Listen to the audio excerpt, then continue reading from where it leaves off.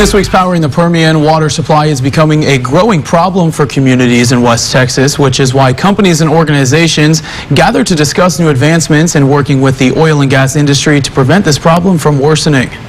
Really, this is a forum for, communication and education and sharing of ideas. The Produce Water Society, in a 3-day-long event, opened up the floor for those most affected by lack of clean and usable water supply to voice their concerns and opinions. Definitely discussion and communication, open, honest discussions about the things that are most critical to operators and to solution providers today. Encore Green, one of the companies attending the event, took the opportunity to promote their project that takes oil field wastewater and turns it into clean water for reuse. The technology has evolved into not only providing distilled water, but also providing pre-treatment and blending that distilled water with a clean salt water stream to provide water for reuse. Through their machines and technological advancements, Heim explains how they have been able to provide a new way of creating water supply for some of the most affected in West Texas. What we're looking at is using this technology for land application and growing crops. So taking the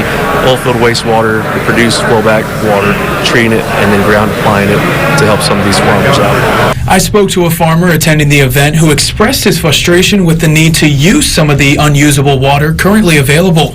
Right now, Texas has a water problem.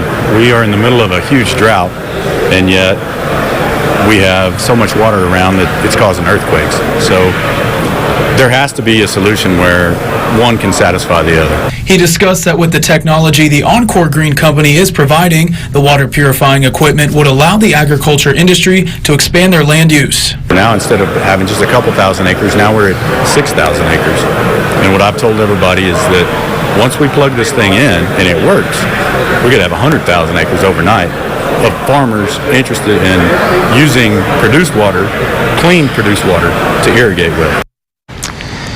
Now, in an area dominated by the oil and gas industry, the Produce Water Society has created a space for these types of discussions to happen, allowing different companies and organizations to come together and solve one of the biggest issues West Texas is currently facing.